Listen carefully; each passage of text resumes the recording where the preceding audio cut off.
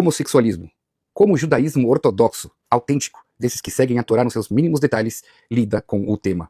Vou mais além na pergunta. Pelo judaísmo, homossexual nasce homossexual? É doença? Tem cura? Esses que testemunham terem nascido homossexual dizendo que nada podem fazer a respeito. Como então responder que a perfeita Torá proíbe? Em Levítico 18, versículo 22. Não te deitarás com um homem como se fosse uma mulher, é abominação. Levítico 20, versículo 13. Quando um homem se deitar com outro homem, como se fosse uma mulher, ambos fizeram abominação. A Torá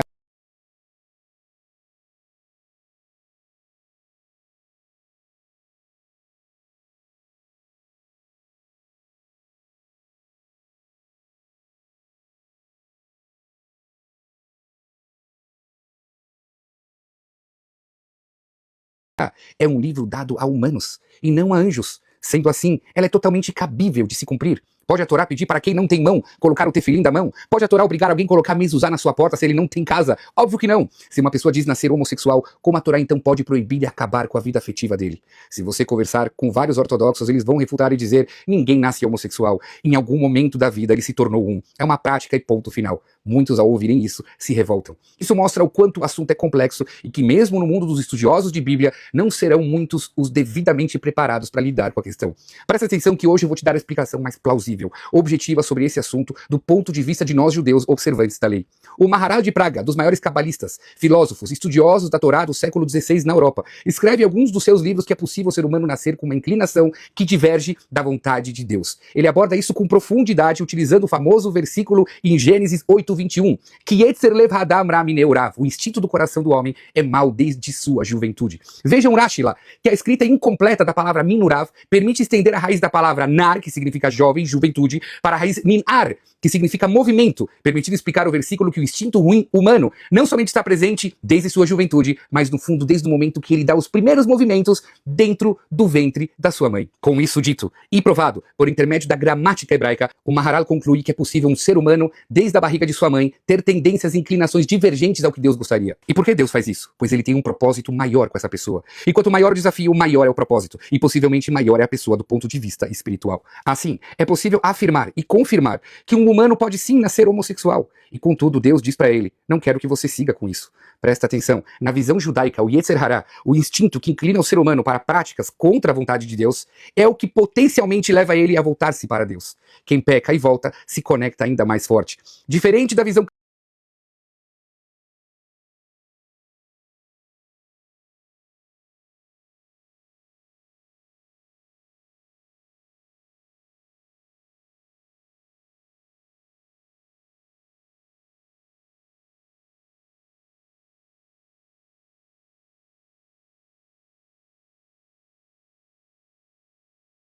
cristã, que pecado vem do diabo, na visão judaica, o pecado é proveniente do instinto ruim criado por Deus para se alcançar o que é positivo. Ouviram bem? Positivo. Deus cria o Yetzer Tov, instinto bom, e em seguida o instinto ruim, Yetzer Hará, para perturbar o instinto bom e assim jamais permitir o humano a viver acomodado. Sua vida será eternamente em conflitos internos, cheios de tentações, porque só dessa forma o ser humano progride e se eleva. A sua vida tem sentido, movimento e direção. Os testes de cada um de nós fazem parte de um plano divino, que cada um tem na sua vida particular, mas também no âmbito macro, de um programa maior para o desenvolvimento do mundo. Ninguém tem os mesmos desafios, pois cada um tem a sua específica missão.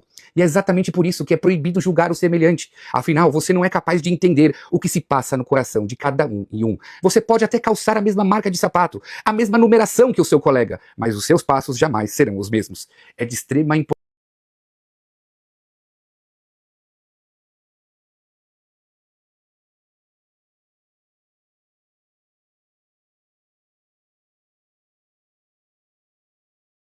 importância entender que a Bíblia não repele a pessoa homossexual, mas a prática homossexual. A maior prova disso está nos próprios versículos que eu mencionei acima. Deus chama o ato de toevá, abominação, e não chama a pessoa de metoav, abominado. É expressamente proibido julgar um homossexual. Sinagogas não têm qualquer direito sequer de expulsar, repelir ou destratar um homossexual. Aliás, nem compete para uma sinagoga ter envolvimento nas preferências sexuais de seus frequentadores. Contudo, cabe ao homossexual da mesma forma respeitar a casa de Deus e não tentar impor ou infiltrar a sua sexualidade na casa de Deus. O respeito deve vir de ambos lados. Há anos, luto quase que sozinho na comunidade judaica com o absurdo de certas linhas judaicas progressistas tentarem introduzir a cultura de rezas para homossexuais. com o falso discurso que eles são inclusivistas, quando na realidade são exclusivistas. Venham na sinagoga, sem esse ego e orgulho de algo que não tem a ver com a sinagoga. Infelizmente, o que eles querem é introduzir algo que não existe dentro do judaísmo. Reza homossexual. Tudo isso é um falso discurso de amor, mascarado para negar os preceitos de Deus. Em resumo, homossexual pode nascer homossexual e contudo a Bíblia não permite o ato. A Bíblia que é dada aos humanos acredita sim que o homossexual consegue, se quiser, encontrar afetividade e amor no sexo oposto. Se sentir completo e, ao mesmo tempo, contribuir na continuidade do mundo que só é possível na união de sexos opostos.